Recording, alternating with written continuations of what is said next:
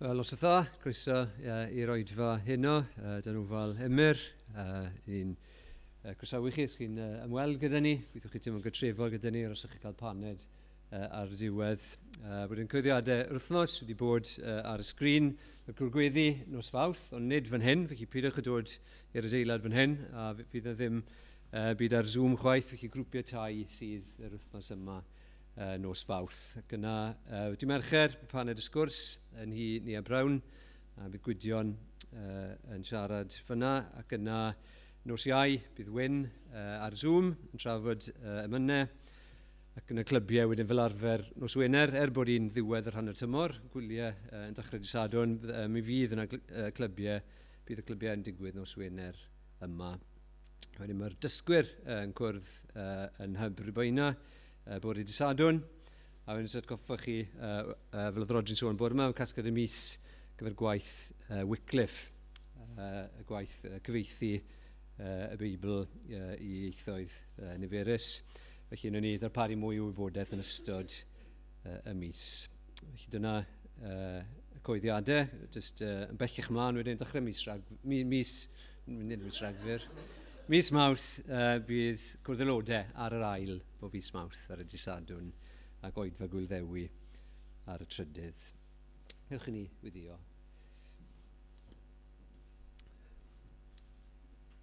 Diolch i ti o arglwydd am y cyfle yma nawr i ddod i dy addoli di.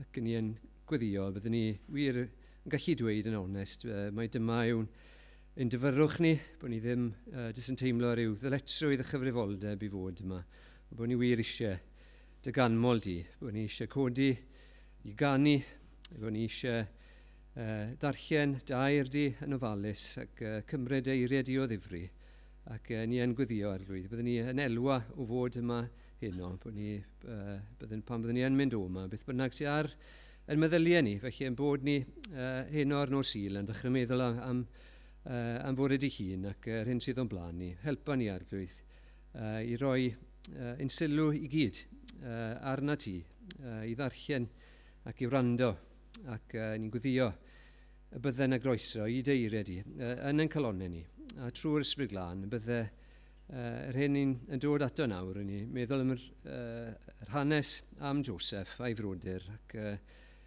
ni'n gallu mwynhau yr hanes yna a gael fe dyfyru ni, ond ni'n gweddio arglwydd, bydd yna wersi pwysig i ni dysgu, i amdano ni yn hunain, ond yn fwy amdano ti, a dy ragluniaeth di, dy ras di, dy ddoethineb di, a dy fod ti yn ddew holl a hiog sydd yn rheoli dros bob peth. Ac ni'n gweddio felly hyn o nawr, bydde dy deyrnas di yn dod, lle bynnag, mae dair di nawr yn cael i ddarllen ac i sbonio yn ffyddlon ac yn gywir, y bydd yna rai o'r newydd yn dod i gredu yn Iesu Grist, ac y bydde dy ogoniant di yn fwy a fwy amlwg i'r byd o'n cwmpas ni. Amen.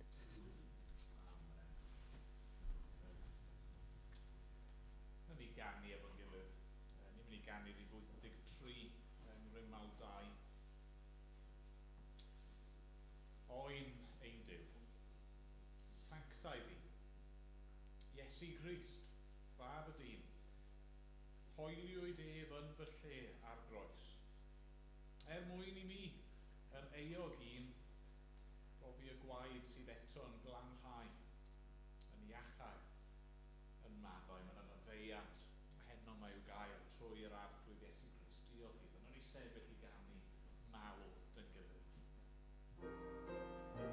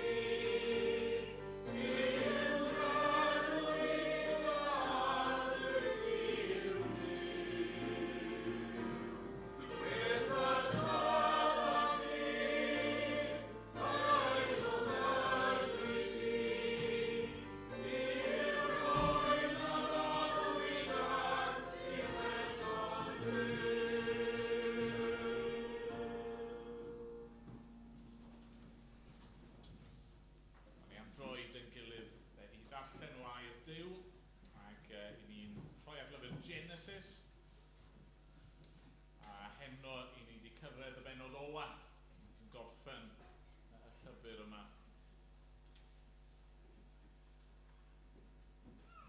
Genesis pennod 50. A wnawn ni ddarllen y bennod gyfa.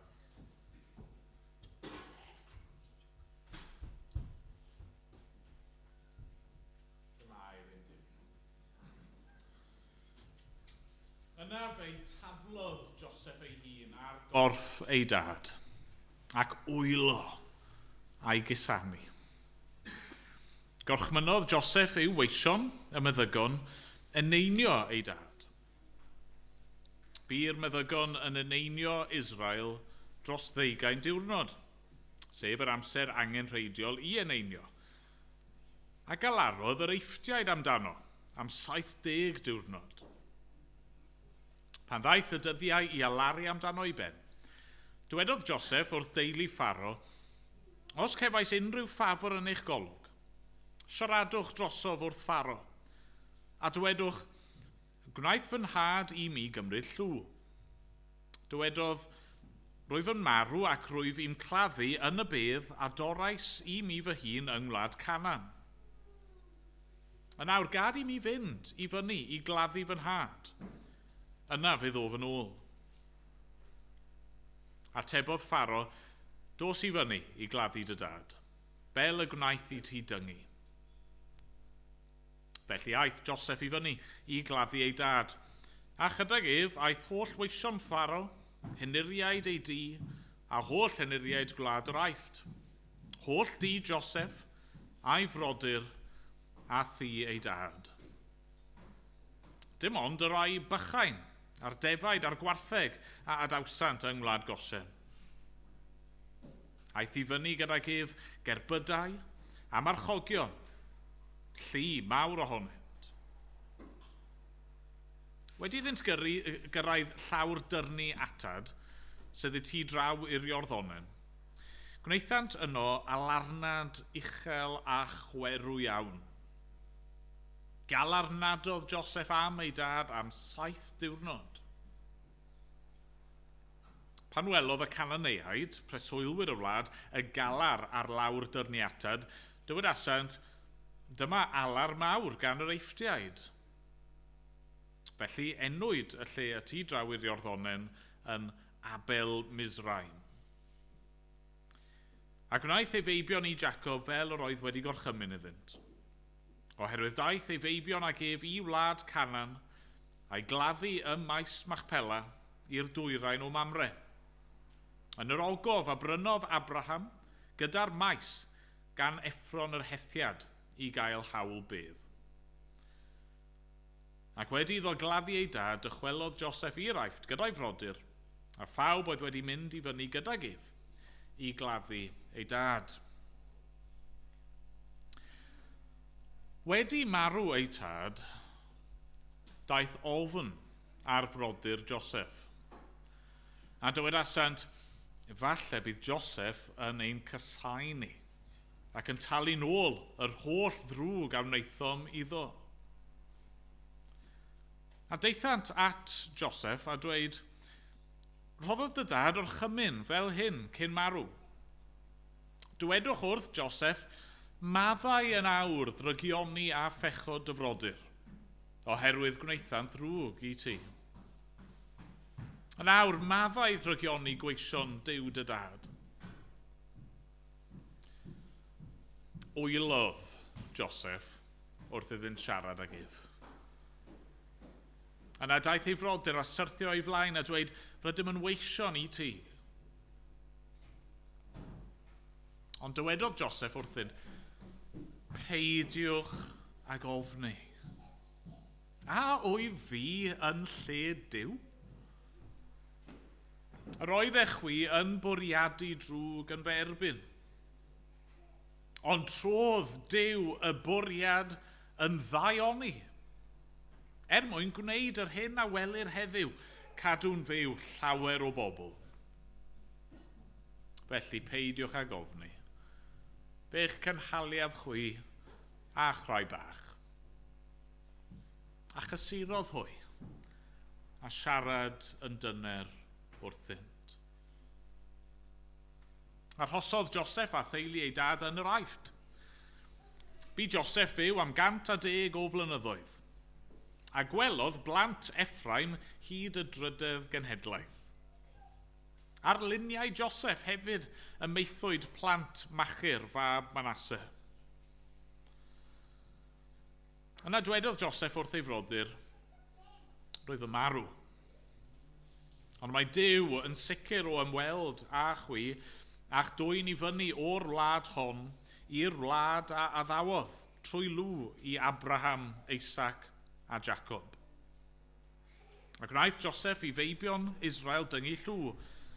Dwedodd y mae Duw yn sicr o ymweld â chwi, ewch wythau am hesgyrn i fyny oddi yma. Bu Joseph farw yn 110 oed, ac wedi iddynt ei eneinio, rhoesant ef mewn arch yn yr Aifft. Amen. Amen. Diolch i Dduw am ei air. Gan i weddiad yn gryf, nawr ni droi at yr arglwydd mewn gweddi. O arglwydd Duw, wrth i ni droi at yr benod olaf yma o lyfr Genesis, i ni am ddiolch i ti am yr llyfr. Diolch ein bod ni wedi gallu dros gyfnod hir nawr edrych a chlywed am yr hyn rwy ti wedi ei wneud. Dy waith di o'r dechreuad fel petai.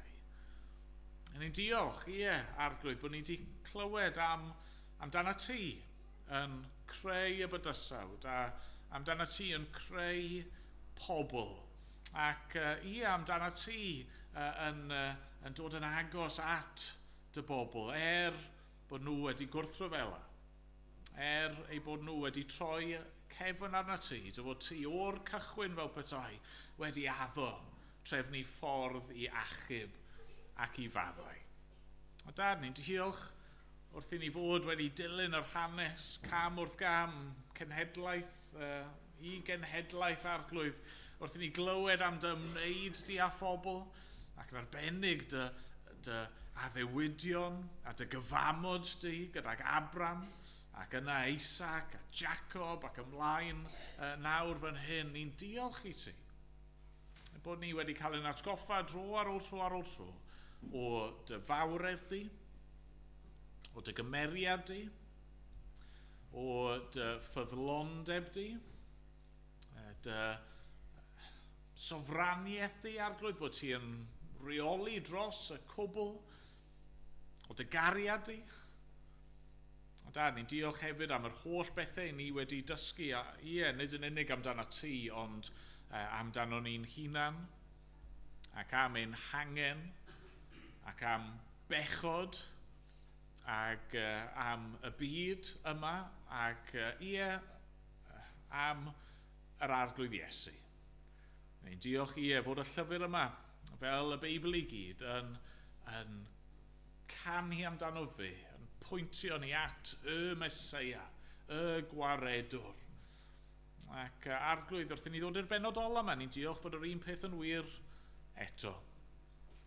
Arglwydd penod sydd yn ddigon trist mewn ffordd. Galar, marwolaeth, eogrwydd. Ni'n diolch bod cen ti ateb i'r pethau hyn. A felly wrth i ni ddod at y ti heno, falle yn llawn ofnau, yn llawn pryderon, falle gyda calonau sydd yn galaru, a falle gyda calonau sydd yn eog, falle gyda calonau sydd yn poeni am y dyfodol ac yn poeni'n wir hyd yn oed am y presennol yn sefyllfa ni ar hyn o bryd. O da, diolch fod gen ti cysur ar ein cyfer ni. Ni yn meddwl am y geiriau na ni wedi darllen am Joseph yn cysuro ei frodyr a siarad yn dyner wrthynt. A arglwydd ni'n gweddio heno y bydde dy air di yn ein cysuro. Ac y byddwn ni trwy waith yr ysbryd glân yn clywed llais Crist ei hun yn siarad yn dyner gyda ni. Arglwydd, a wneud i ddod yn agos felly. Dad, ni'n ymwybodol o'n gwendid ni, ein hangen ni yma. Ond wrth gwrs arglwydd ni'n ymwybodol hefyd am yr angen sydd yn ehangach yn ein byd ni, a wrth gwrs rai gwledydd arglwydd lle mae yna gymaint gymaint o dristwch a thlodi a salwch a rhyfel. Dad, ni'n gweddio bydde di yn gweithio yn y llefydd hynny hefyd. Dad, ni'n diolch i ti am grwpiau fel Wycliffe yn cyfieithu y Beibl, yn trial mynd a dy air di i bobl sydd heb eto glywed yr efengyl yn ei haith ei hun.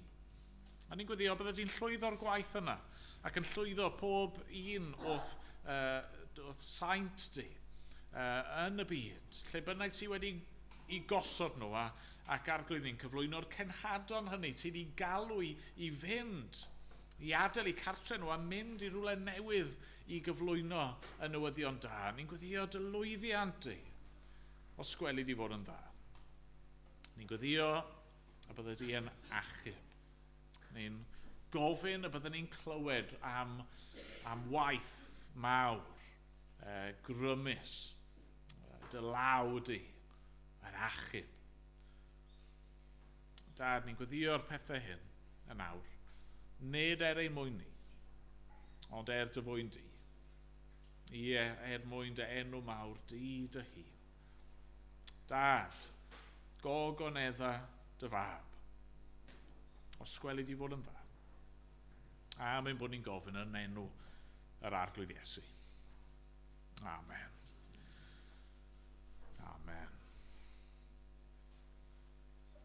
Ganwn ni eto o'r llyfr Emynau nesaf. Rhif 59.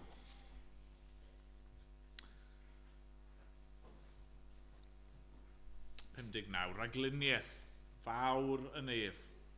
Mor rhyfedd yw esboniad helaeth hon o arfaith Duw. Mae'n gwylio llwch y llawr, mae'n trefnu lluoedd nef. Cyflawn ar cwbl oll o'i gyngor ef. Ac ymlaen, nhw'n ni sefyll i ganu. Amen.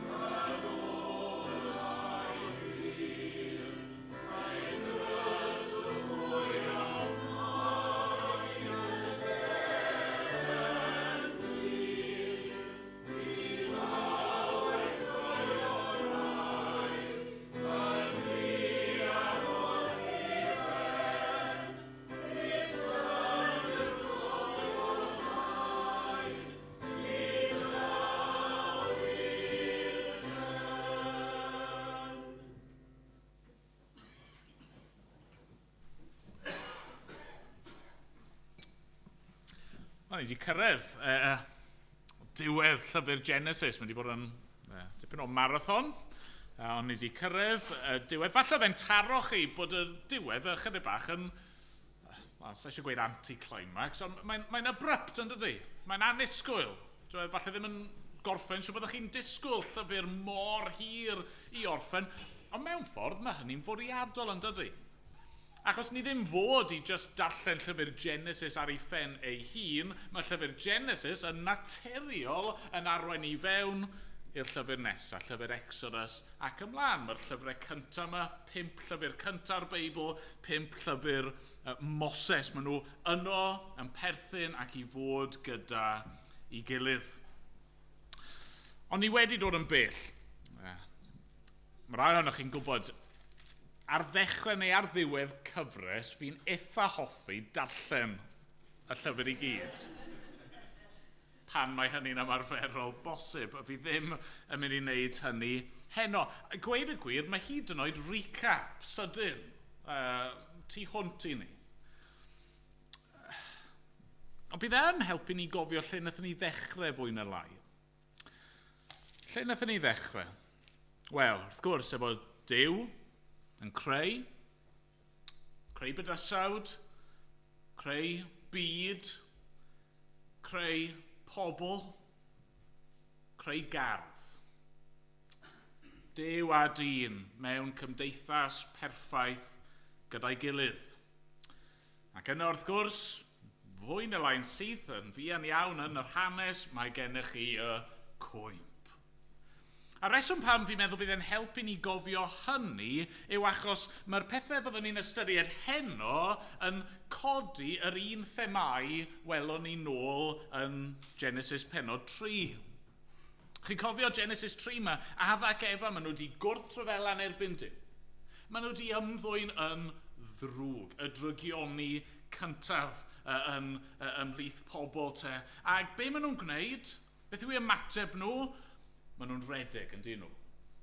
Chi'n cofio'r geiriau yna, geiriau Adda, i Dduw, mae'n dweud, clywais dy sŵn yn yr ardd ac ofnais, oherwydd fy mod yn noeth ac ymguddiais.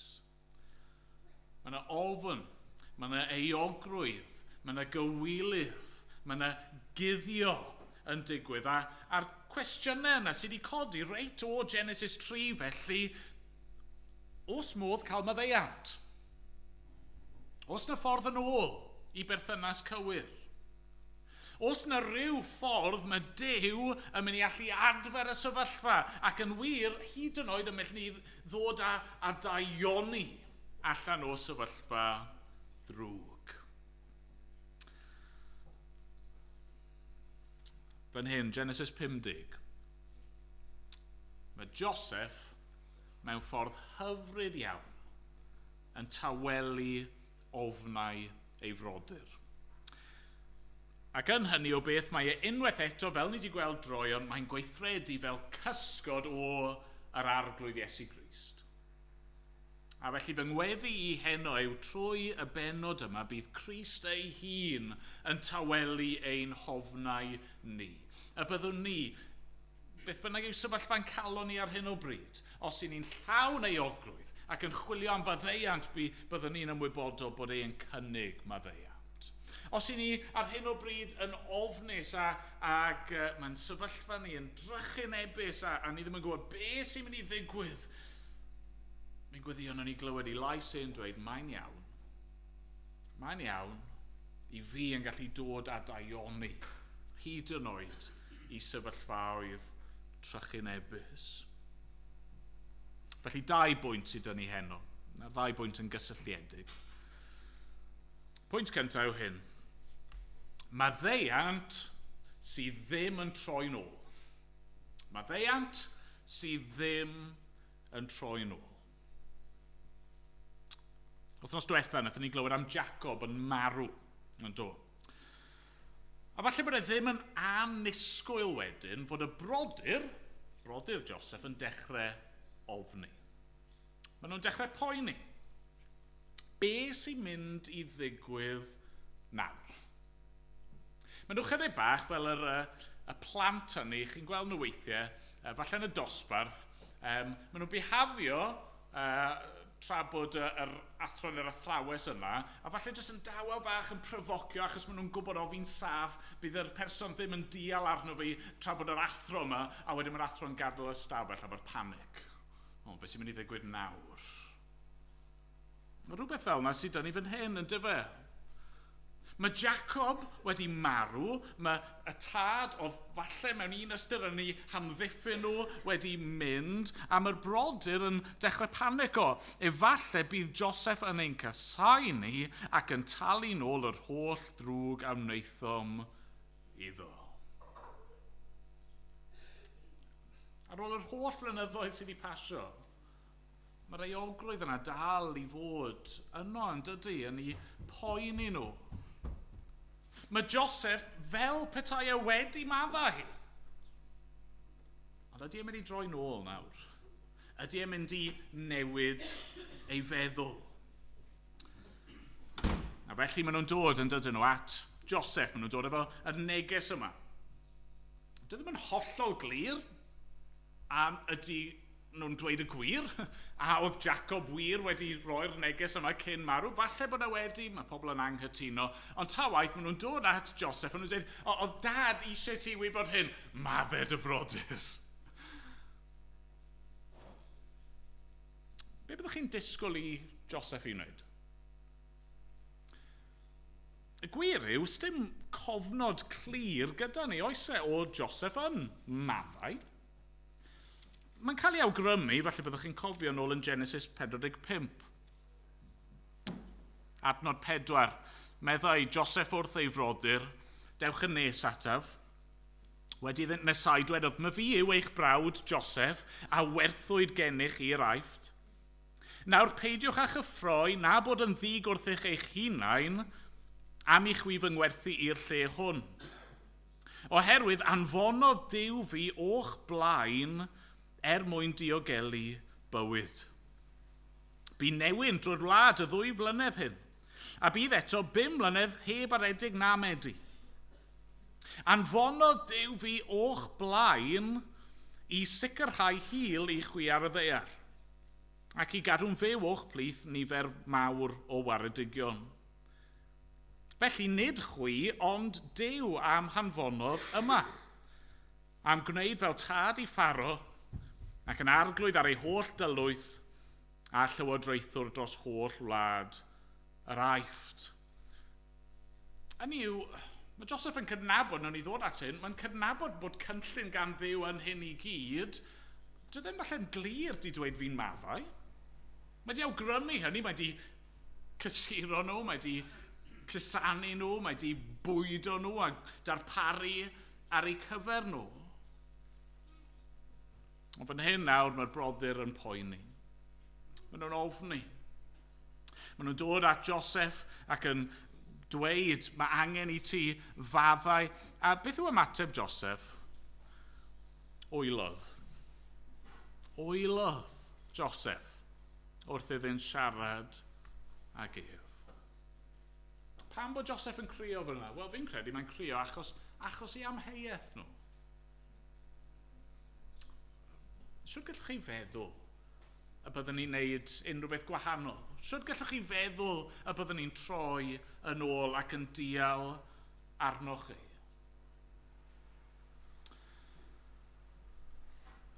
Nawr pam bod y brodyr yn amau? Oedd yna rhywbeth am Joseph oedd wedi gwneud iddyn nhw gwestiynu sut bydde fe'n ei trin nhw? Wel na, fi'n credu'r reswm o'n nhw'n amau oedd achos oedd ni'n gwybod yn ni, mor anodd yw maddeuant. Pan mae rhywun wedi gwneud cam a ni, ein ymateb ni yn naturiol yw bod ni eisiau talu'r pwyth yn ôl, yn dyfe?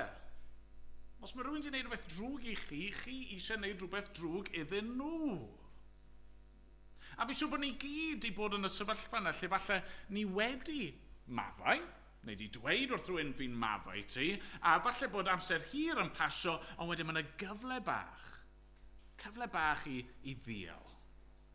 Cyfle bach falle i ddweud rhywbeth negyddol amdanyn nhw, neu gwneud rhywbeth falle fydd yn ei brifo nhw, a ni'n meddwl, wel ie, go on. serves you right. Dyna mae'r brodyr yn disgwyl. O, do, mae Joseph di awgrymu bod wedi maddau.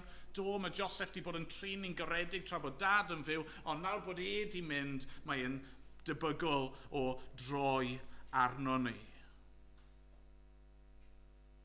Ond wrth gwrs, nid dyna sy'n digwydd, efe.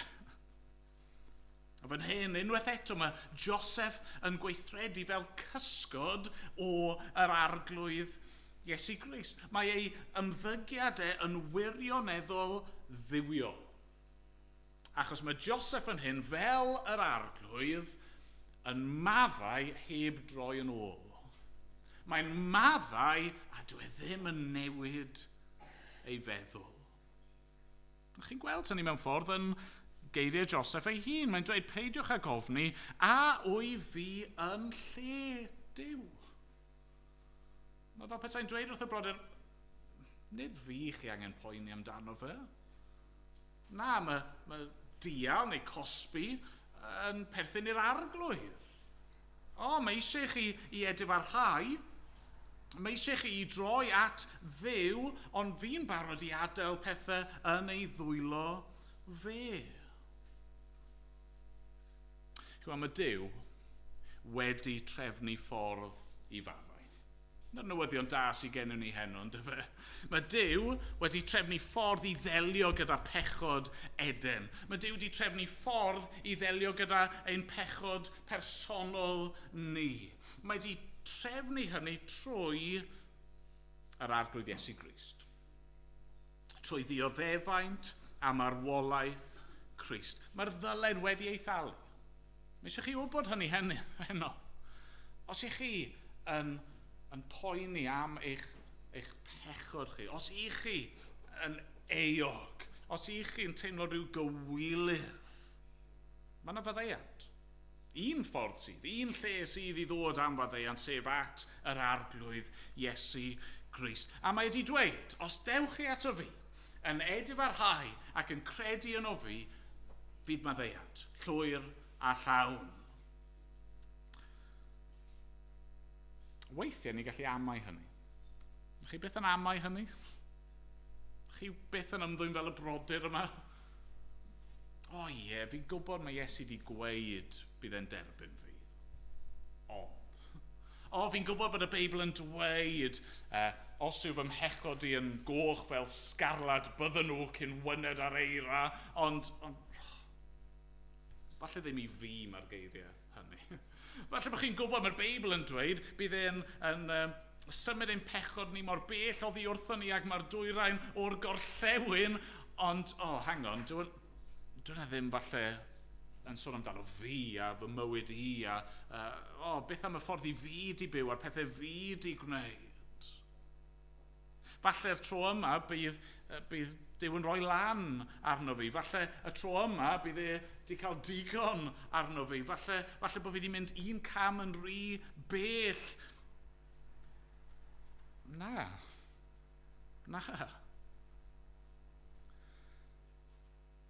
Wylodd Joseph wrth iddyn siarad ag e. Oedd e'n tristau Joseph i glywed nhw yn meddwl hynny. A chymod be, mae'n tristau yr arglwydd Iesu. I ni feddwl hynny ohono fe. Na, nid ie a nag yw Duw. Mae e'n ffyddlon, mae e'n wir, mae e'n gyson. Dyw e ddim yn newid i feddwl. Os mae'n dweud, fi'n maddau ti a fi'n derbyn ti yn blentyn i fi, wel dyna ddiwedd y stori. Ond y gymeriad ar y teledu blynyddoedd yn ôl, sori, rai iau, ond bych chi rai hun yn joio hwn falle. Chi'n cofio'r Vicar of Dibley?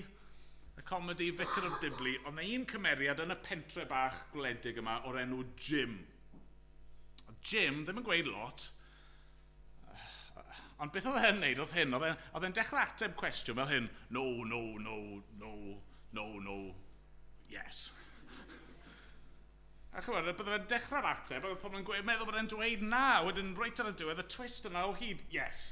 A ni'n gallu meddwl bydd Duw fel yna, gyda ni, chymo, bod e'n dweud un peth, un funud, a wedyn o'n troi rownd ac yn dweud rhywbeth arall, ar adeg arall, na. Na. Mae yna faddeuant i'w gael sydd ddim yn troi nôl, sydd ddim yn newid. Ac oherwydd hynny, gallwn ni faddau eraill. Mae rhywbeth hyfryd am hyn yn does. Mae'n hyfryd bod Joseph yn gallu gadael hyn i fynd. Gweud, fi ddim angen talu'r pwyth yn nhw. Fi'n gallu, fi mewn lle i wneud. Gallai Joseph efo clic o'i fysedd wedi cael ei frodyr yn y carchar neu cael ei pennau nhw wedi chopo i ffwrdd. Gallai wedi gwneud beth bynnag o ddim moyn iddyn nhw. Ond mae'n dweud, na, fi eisiau gadael hyn i fynd. Fi eisiau bod yn iawn gyda chi. I ni'n gallu maddau eraill hefyd. Ni ddim angen dal dig, ni ddim angen talu'r pwyth yn ôl, ni ddim angen chwerwi a corddi. I ni'n gallu maddau. Nawr falle bod chi'n wyndran eich hun, wel, oce, mae hynny'n swnio'n iawn, ond sut? Sut oedd Joseph yn gallu maddau fel hyn? Oedd yna rhyw gyfrinach falle i Joseph ar ôl y cwbl nath ei ddiodde? Wel, oes, mae yna mewn ffordd gyfrinach. Mewn ffordd, yr un reswm yw hi, mae Duw yn gallu maddau i ni fel hyn, a nawr ni'n dod i'r ail bwynt. Sef drygioni sydd yn troi yn ddaioni. Mae Duw yn gallu troi drygioni a sefyllfaoedd drwg daioni.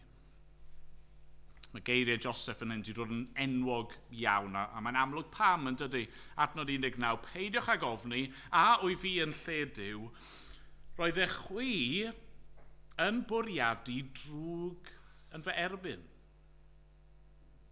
Ond trodd Duw y bwriad yn ddaioni. Mwyn gwneud yr hyn a welir heddiw, cadw yn fyw llawer o bobl. Beth oedd cyfrinach Joseph? Wel, mewn ffordd mae e wedi dysgu i weld ei fywyd ei sefyllfa fe, ei frodyr y byd, y cwbl, gyda persbectif dwyfol. Nawr, sylwch, dwi ddim yn esgusodi ei frodyr ydy e. Mae'n dweud, chi wedi bwriadu rhywbeth drwg fan hyn. Ond nhw yn gyfrifol. Hynny yw, o'n nhw'n eog. Ni wedi gweud yn barod. Oedd angen iddyn nhw i edfarhau. Oedd angen bod nhw yn dod ac yn ceisio Duw ac yn cymodi gyda Duw. Ond be mae Joseph yn dweud yw, fi'n gallu edrych tu hwnt i hynny a gweld llaw yr arglwydd yn y pethau hyn. Fi'n gallu gweld nawr fod Duw yn ei sofraniaeth. Hynny yw fel sofran, fel brenin, sydd ag awdurdod dros bob peth. Mae yn gallu cymryd gweithredoedd drygionus fel eich rai chi, a'i troi nhw daioni. Eto, wedi darllen o Genesis 45, ond mae Joseph yna'n dweud yr un peth yn dydi wrth y brodyr, o chi wedi bwriadu drwg, wnaethoch chi werthu fi yn geithwas. Ond ar yr un pryd, yr arglwydd nath fy anfon ni yma.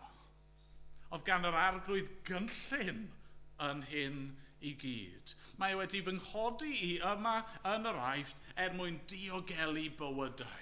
Ie, bywydau yr eifftiaid, ond y teulu yma, ac wrth gwrs yn y pen draw y llinach sydd yn arwain at yr arglwydd, Iesu Grist.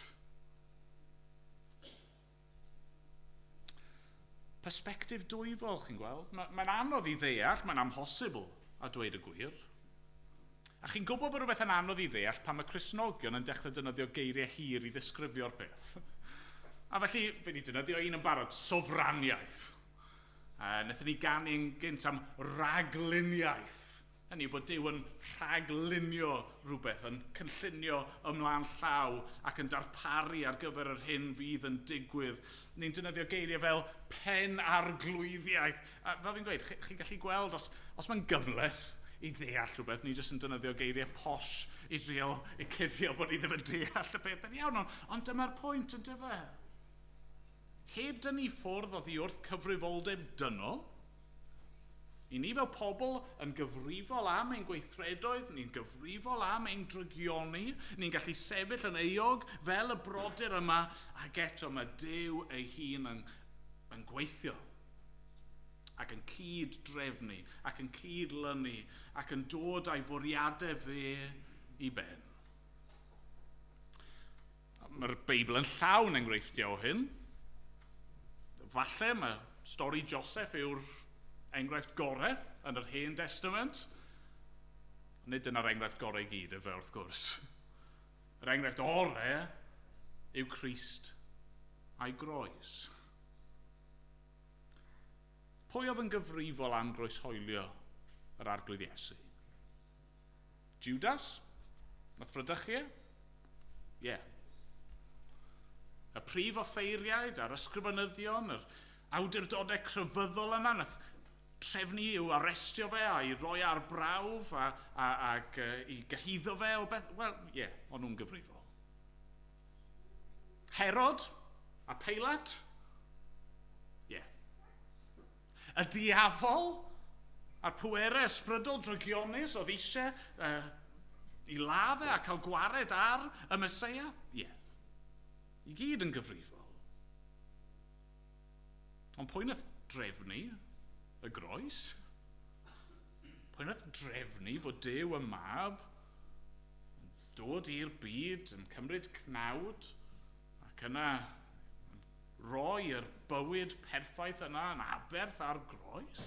Wel, Duw. Duw o dragwyddoldeb nath gynllunio a threfnu hyn. Y tad yn anfon ei fab i ddelio gyda pechod y byd. Y mab yn dod o'i wirfodd mwyn cymodi dyn a Duw. Bydd rhaid o'ch chi'n cofio yn llyfr yr Actau, yn pennod 2 o Actau. Mae Pedr yn pregethu. Mae'n siarad efo'r dorf fawr yma sydd wedi casglu. A mae'n siarad mewn ffordd digon tebyg i Joseph yn dod i Actau 2 ac adnodau 23 a 24. Mae'n dweud, roedd Iesu wedi ei draddodi trwy fwriad penodedig a rhagwybodaeth Duw. Ac fe groeshoeliaso chwi ef drwy law estroniaid a'i ladd.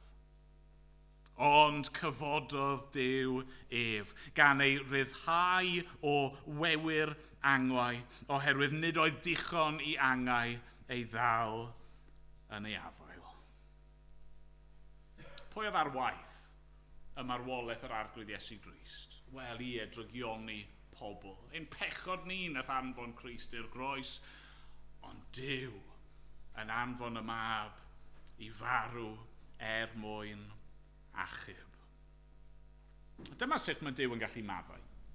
Dyma sut mae Duw yn gallu maddau i ni heb droi nôl, yn ddi-gyfnewid, achos fod ar y groes wedi troi drygioni dyn daioni. Yn union fel yn hanes Joseph. Mae hynny unwaith eto newyddion da i ni. Mae'n gallu bod yn anodd i ddeall hyn, i gredu hyn. Yn sicr yn gallu bod yn anodd i weld yn ein bywyd ni. Ond mae'n wir heddi. Mae'r arglwydd yn abl i droi eich sefyllfa trist chi. Daioni. Mae'r arglwydd yn abl i ddefnyddio yr pethau ni'n dioddau yn mynd trwydden nhw, ein poen ni, ein galar ni, a hynny yn y pen draw daioni. Fel fi'n gweud, mae'n anodd i weld hynny weithiau.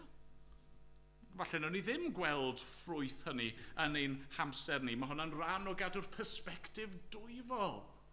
Mae Duw yn gweld y cwbl yn dydy, nid jyst ein darn bach ni o'r jigsaw. Mae'n gweld y pictiwr cyfan. Ond heno yma, gallwn ni wybod fod Duw wedi maddau i ni, a wnaeth e fyth newid ei feddwl, a ni gallu gwybod hefyd bod e'n able i gyd weithio pob peth daioni yn eich bywyd chi. Diolch beth. Diolch iddo. Amen. Amen. Ni'n mynd i gannu cwpl o bethau wrth i ni orffen i ymateb i'r arglwydd am yr hyn ni wedi glywed. I ddechrau, ni'n mynd i gannu rwyf 525 dyn gilydd.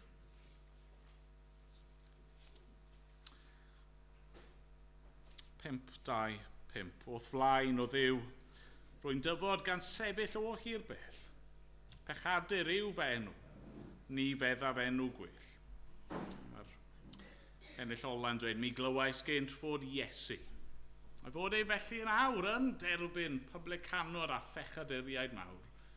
O derbyn arglwydd, derbyn fi hefyd gyda hwy. Maddau'r holl anwiredd heb gofio'r camwedd mwy. Nawn ni sefyll i ganu.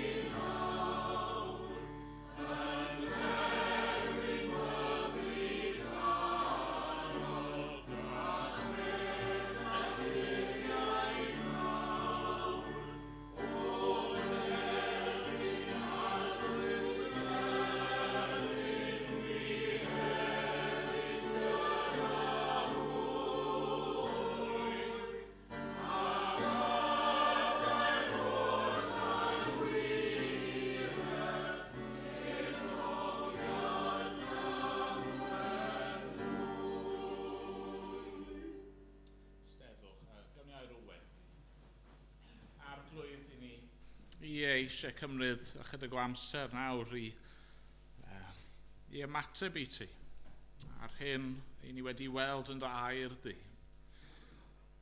Ni eisiau diolch i ti fod na faddeuad. Ac fod na groeso hyd yn oed i rai fel ni. Dad ni, yn diolch i ti bod ni wedi gweld rhywbeth o hyn yn y ffordd oedd Joseph yn trin ei frodyr. Ac Dad, maddau ni bod ni'n gallu amau hynny mor aml. Maddau ni bod ni yn gallu meddwl fwy am beth i ni'n meddwl nag yr hyn i ti wedi ddweud yn dy air di. Mae dy air di yn dweud yn glir arglwydd. Os i ni yn dod ac yn cyffesu ein pechodau, fod ti yn ffyddlon ac arglwydd yn neud i maddau i ni. A ni'n diolch bod ti wedi profi dy gariad i. Ti wedi profi dy gariad mor glir. Arglwydd trwy roi i'r arglwydd Iesu Grist i farw yn ein lle ni. A sut gallwn ni amau dy barodrwydd di i faddau. Ti wedi trefnu ffordd i'n cymodi ni gyda ti dy hun ac arglwydd i ddelio gyda dy ddicter di. Ac dad, felly ni yn gofyn heno neu di ddod yn agos. Os oes na rhyw euogrwydd, dofn, yn dal gafel yng nghalon unrhyw un, a wneud i siarad nawr yn dyner, cysuro, ac dena ni ata ti dy hun. Os gweli di fod yn dda. Dad, ni'n diolch i ti hefyd ein bod ni yn gallu bod yn hyderus yn dy allu di i ddod â daioni allan o ddrygioni, hyd yn oed i ddod â goleuni lle mae dim ond tywyllwch i'w weld ar hyn o bryd. Dad, ni'n diolch i ti bod yn dynnu'r esiampl yna yn hanes Joseph. Diolch yn fwy fyth bod ni'n gweld hynny yn mywyd yr arglwydd Iesu Grist. Dad, ni'n rhyfeddu wrth feddwl am yr hyn oedd hi'n barod i'w wynebu. Yn rhyfeddu wrth feddwl am y ffordd nath ei fyw ac yr gwrthwynebiad gafodd e, yr temptasiynau a'r ymysodiadau gan yr un drwg, ac arglwydd wrth i ni feddwl am ei ddioddefaint yn yr ardd, Gargeth Semane, ac meddwl amdano fe yn cael ei arrestio, a'i gamdrin, a'i gondemnio, a'i boenydio, a'i ladd. Arglwydd, gallwn ni'n rwydd edrych ar y sefyllfa yna a meddwl, pa ddaioni gallai ddod o hyn? Mor erchyll, mor a fi, arglwydd, y ffordd wnaethon nhw drin Crist. A dad, ni'n gwybod mai yn ei glwyfau yn ei ddioddefaint mae yna faddeuant a iachad a bywyd i rai fel ni. A felly dad, ni'n gofyn arna ti i weithio yno ni. Beth bynnag yw'n sefyllfa ni ar hyn o bryd, arglwydd, os oes yna treialon yn ein gwynebu, yn ein gweddio, bydda hynny yn cael ei ddefnyddio mwyn ein hadeiladu ni ac mwyn ein gyrru ni i bwyso arno ti. Ni'n gweddio, bydda yr treialon ni'n gwynebu yn ein sancteiddio ni, yn ein puro ni, yn ein gwneud ni'n fwy tebyg i'r arglwydd Iesu Grist. Ac arglwydd, y bydda di yn ein plygu ni, yn ein trin ni, ac yn dod â ni i fan lle ni yn gallu gwasanaethu eraill yn well, ac yn gallu dy wasanaethu di hefyd, os gweli di fod yn dda. O dad, ni'n diolch i ti am y dydd sydd yn dod pan fyddi di yn casglu dy bobl ynghyd ac yn sychu pob deigryn, ac arglwydd pan y cawn ni gweld yr arglwydd Iesu a bod gyda thi am byth. Da, diolch i ti, derbyn ein mawl ni am diolch yn awr. Yn ei enw. Amen. Amen. Ganwn ni eto o'r atodiad. Rhif 35, am weld y wawr ar y twyllaf ddrif, Crist ar ei ffordd i Galfari. Barnwyd gan y byd yn ei guro'n fryw, a'i roi ar groes o bren. O'r fath rym, grym y groes. O'n ein diwn dioddel oes, dig yn nef arno ef, i'n gael maddeuant wrth ei groes. Ac ymlaen, yn ei sefyll i ganu. O